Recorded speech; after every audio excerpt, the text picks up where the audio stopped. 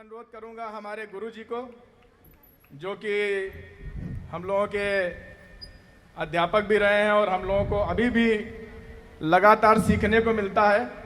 एक दिन मैं गुरुजी के साथ जा रहा था तो गुरुजी ने हमसे कहा कि अनुराग जी कभी प्रतिक्रिया नहीं देनी चाहिए। तो उस दिन से मैंने सीखा कि कुछ ना कुछ तो इस बात में ज़रूर है और मैंने प्रतिक्रिया देना बंद कर दिया। आज उसका काफ़ी परिणाम मुझे अच्छा मिलता है और इस तरह की बातें छोटी छोटी हमेशा सीखने को मिलती हैं। हमारे बहुत सारे बड़े लोग यहाँ बैठे हैं, सबको प्रणाम करते हुए मैं आदरणीय गुरुजी से निवेदन करूंगा कि हम लोगों को आशीर्वचन देने की कृपा करें। आदरणीय श्री दिनेश शर्मा जी। आज के कार्यक्रम के कवि सम्मेलन के सम्मानित अध्यक्ष श्री तेज नारायण पांडे तेजस्वी, आदरणीय श्रीमती गीता पांडे जी, इस क्षेत्र के सम्मानित पूर्व पार्षद श्री अनुराग पांडे जी, मंच पर विराजित श्री सुरेश मिश्रा लल्लू जी, श्री नीरज रस्तोगी जी, सक्सेना जी, उपस्थित सभी महानुभाव, सभी हमारे सम्मानित कविगण और सभी उपस्थित महानुभाव। मुझे कार्यक्रम की रूपरेखा नहीं पता थी, लेकिन निश्चित रूप में ये जो चौक क्षेत्र को या इसके आसपास का बालागंज वगैरह पहले चौक में ही आता था, इस क्षेत्र को छोटी काशी कहा जाता था।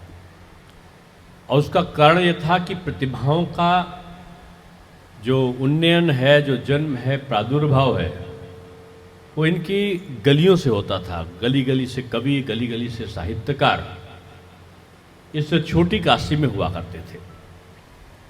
और मुझे जानकर बड़ी खुशी है कि आदरणीय तेज नारायण तेजस जी का जो काव्य प्रेम था वो चारों तरफ फैला है और अनुराग जी ने बड़े अच्छे समय पर उसका प्रयोग करते हुए यहाँ पर कवि सम्मेलन रखा। मुझे आज कार्यक्रमों की अधिकता के कारण मैं जल्दी जल्दी कर रहा था, लेकिन निश्चित रूप में कार्यक्रम की शुरुआत में ही इतना सुंदर गीत हुआ कि बिल्कुल मंत्रमुग्ध करने वाला संवाद था। और सरस्वती वंदना का भी पाठ जो है उच्च स्तरीय पाठ रहा। मैंने देश के और देश के बाहर भी काव्य सम्मेलनों में भाग लिया है। कल ही परसों एक काव्य सम्मेलन का मुख्यातिथि था मैं, और मुझे जो यहाँ की प्रतिभाओं के बारे में पता चला है, निश्चित रूप में आज बड़े स्वस्थ मंच के कविगण यहाँ पर हैं। अभी संचालन की शुरुआत किया था सौरभ ने, और निश्चित रूप में गौरव बन के उभरेंगे। कवि का प्रारंभ है। आज समय बदला है और समय के साथ साथ हमारी प्राथमिकताएं बदली हैं।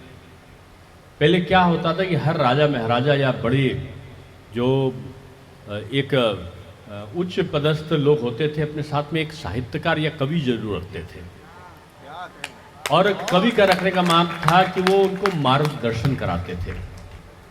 आपने पढ़ा होगा ना, मोहम्मद गोरी ने 16 बार आक्रमण किया और पृथ्वीराज ने क्षमा कर दिया। फिर आंख में पट्टी बांधकर निशाने पर तीर लगाना है और मोहम्मद गोरी बैठा है, और मोहम्मद गोरी के सामने जो पृथ्वीराज चौहान है उनको कवि चंद वरदाई कह रहे हैं कि 4 बास 24 गज अंगुल अष्ट प्रमाण, ता ऊपर सुल्तान है मत चुको चौहान।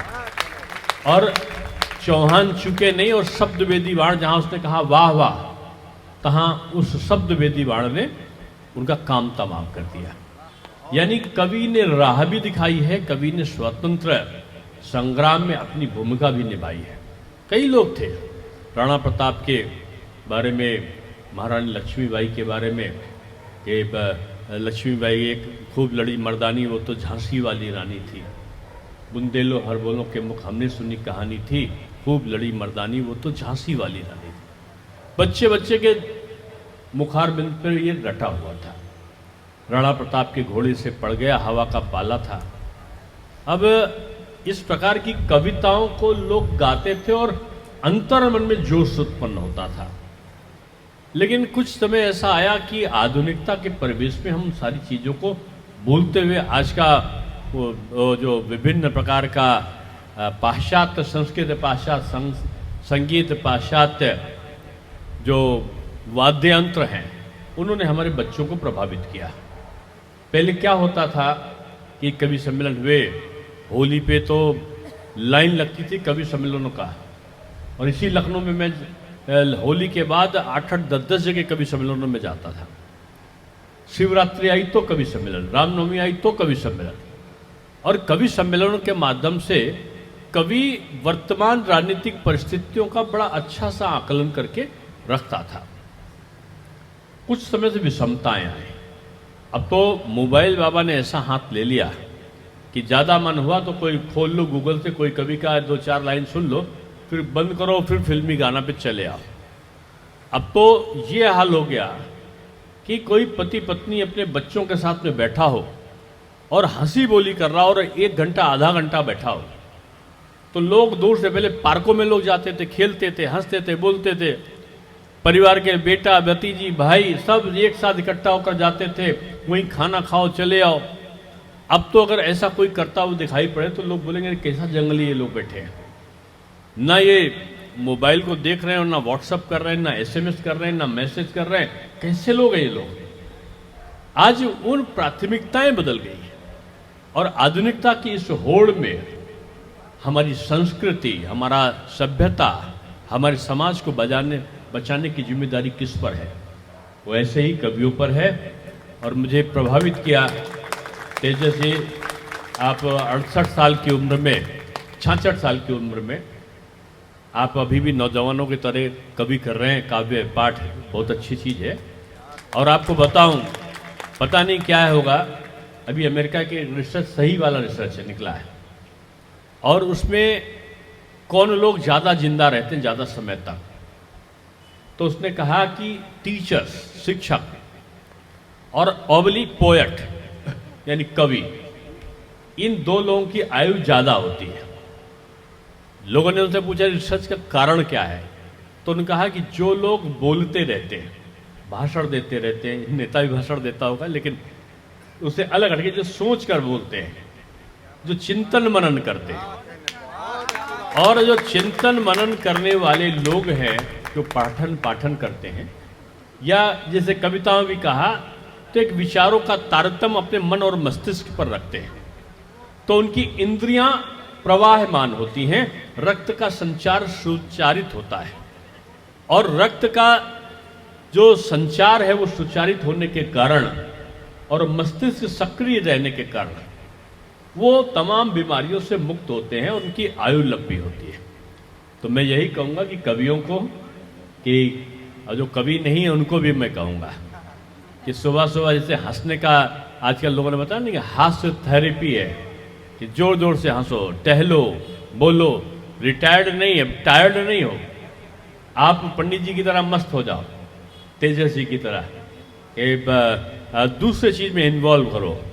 कभी अपने को रिटायर्ड, अपने को बुजुर्ग मत मानो, और जो मस्त रहेगा वही व्यस्त रहेगा, और जो व्यस्त रहेगा वो प्रसन्न रहेगा। तो इसलिए मैं अनुराग पांडे जी को बधाई दूंगा, और कि आपने अच्छे लोगों को किया है। कविताएं बहुत अच्छी होंगी ये मुझे पता है, इसलिए मैं अगर कहीं टेप करके रखेंगे तो मैं इनको जरूर सुनूंगा। आज वाल्मीकि जयंती है, और वाल्मीकि जयंती के अवसर पर मैं सभी को शुभकामनाएं देता हूं कि भगवान राम के पैदा होने से पहले ही जिन्होंने रामायण की रचना कर दी हो, और हमारे शास्त्रों में जो सतयुग था, जो त्रेता युग था, और जो द्वापर युग था, तीनों में महर्षि वाल्मीकि का उल्लेख आता है। संस्कृत के शास्त्रों का उन्होंने रचना किया, और आज इस रूप में उनकी हम जयंती मना रहे हैं। मेरी शुभकामनाएं हैं। बहुत बहुत